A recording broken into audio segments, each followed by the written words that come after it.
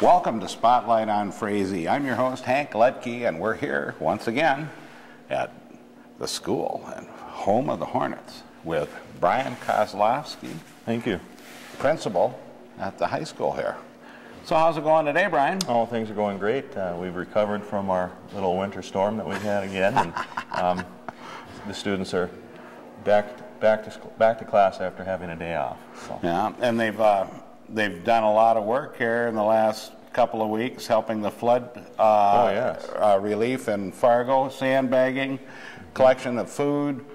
All of the organizations and the people, I could not believe how many people came forward to help in this effort to help the FM area with their flood situation. It's really overwhelming. I mean, the sense of pride that you take in your own community and the students for being able to come forward and help out and working next to the teachers and the people that are affected in the Fargo-Moorhead area, it was just really, it's great to be a part of that. Yeah, and the Anderson bus line providing buses to move people back and forth. Yeah. But we're going to go on to another subject. We're going to, I mean, it's lovely to see all the snow, but it's spring. Yeah. And we got to think spring. And which brings us to our segment. On May 6th this year, we are going to be having our United Way Day of Caring that we're in the planning stages for.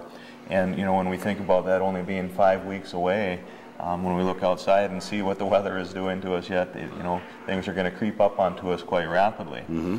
And what another great opportunity for our staff and students to work together with the community on so many great projects. From helping out with the community parks and roadside cleanup, and helping the residents of Frazee with so many of their projects, from yard cleanup to changing of their screens from their storm windows or washing windows, and projects here at the school. Yeah. So the morning activities will be helping do the community cleanup and those types of projects.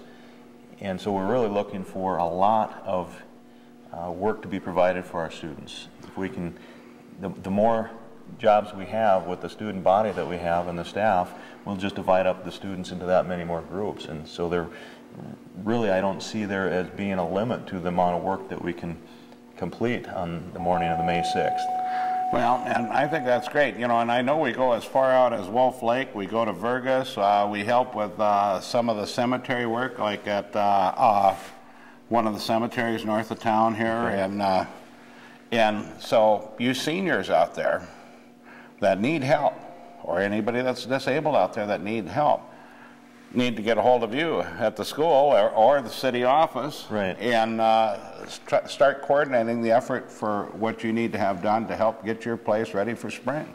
Right, you can contact my office at the school, extension 5312, or Lori Thorpe, Community Ed Director's extension 5343. You can also contact the city offices. We'll be compiling a list of all the jobs and the tasks that we want to complete around the community.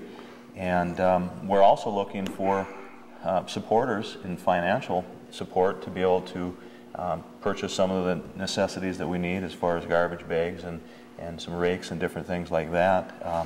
So if there's, at whatever level, and also community volunteers to help supervise. Yeah, that's a biggie. That's a biggie. We need supervisors to work on different areas.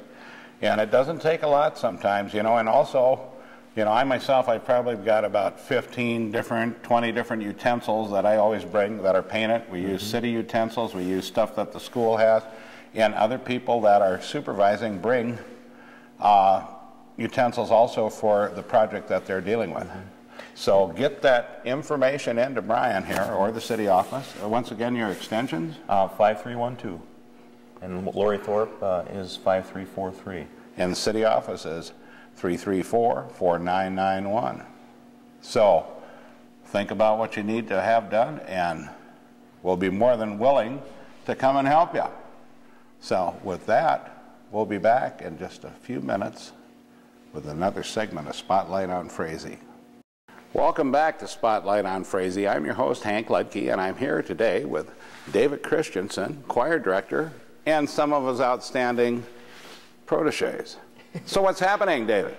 Well, I'll tell you what, we just got back from our subsection music contest, and we had great results there. We had 4 soloists go on to state, and then a duet, and one of our 9-person ensembles also went on to state.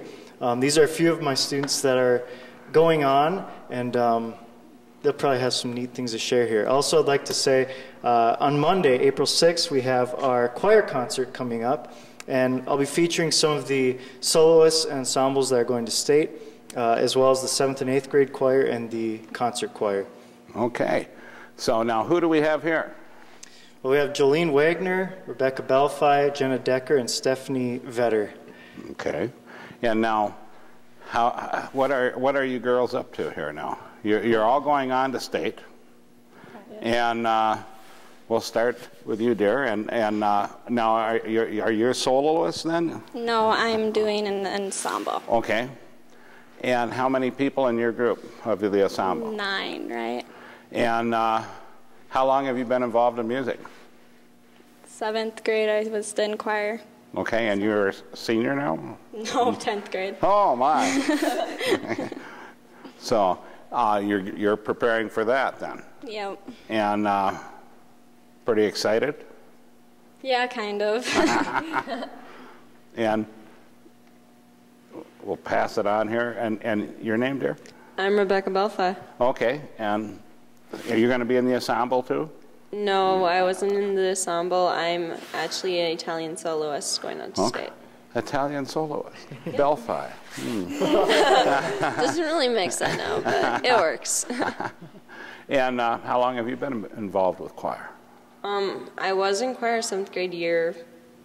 This and 8th grade year, of course, we didn't have a choir, so I'm just coming back. Okay. And? I'm Jenna Decker. And Jenna, what are you up to this year? I competed in a solo and also an ensemble, and I made it to state for both of them. Okay. Now, she's an Italian soloist, and you're a Norwegian soloist? No, I'm English. Okay. And so, what type of music do you do then? Are you doing what are you doing for your Traditional folk. Okay. And I'm Stephanie Vetter. I'm a senior this year, so this is my last year. I've been to contest 2 other times, and I've made it to state all times, and I'm going with a duet this year, and also my solo, and I'm an Italian soloist. Now, when we talk about an Italian soloist, what does that mean? That means we are singing in Italian. So okay. We translate it, we find out the translation, and then we tell the story in Italian. All right. So we have to learn to roll our R's. All right. Thank you, dear. Thank you, ladies. And I'm going to give this back to David here now. So how many do you have going now? We have 12 students going, doing either solos or ensemble. Yep. That's quite a few, isn't it? It is quite a few, especially for our first year back. We were quite excited that was the results. So. And now the concert is the 6th? It is the 6th at 7 o'clock. Okay. And that'll be in the gym here at? It'll be actually here in the Commons. Oh, in the Commons area, okay. Yep. It'll be set up here, so now, we're excited. What do you look forward now after the state? Well, state will come May 2nd, so we'll be preparing for that. And then we also have one more concert on May 11th, and it's going to be kind of a pops concert, so it'll be a lot of fun for the community to come out and hear. So. Well, all you out there in TV3 land, now put this on your calendar and come and see these beautiful young ladies perform in Italian and also traditional folk. And David, I appreciate all the work you're doing here with the school. I mean, you know, the whole school is just coming along so fast for me. Sometimes I don't know what's happening. With that, we'll catch you next week on Spotlight on Frazee.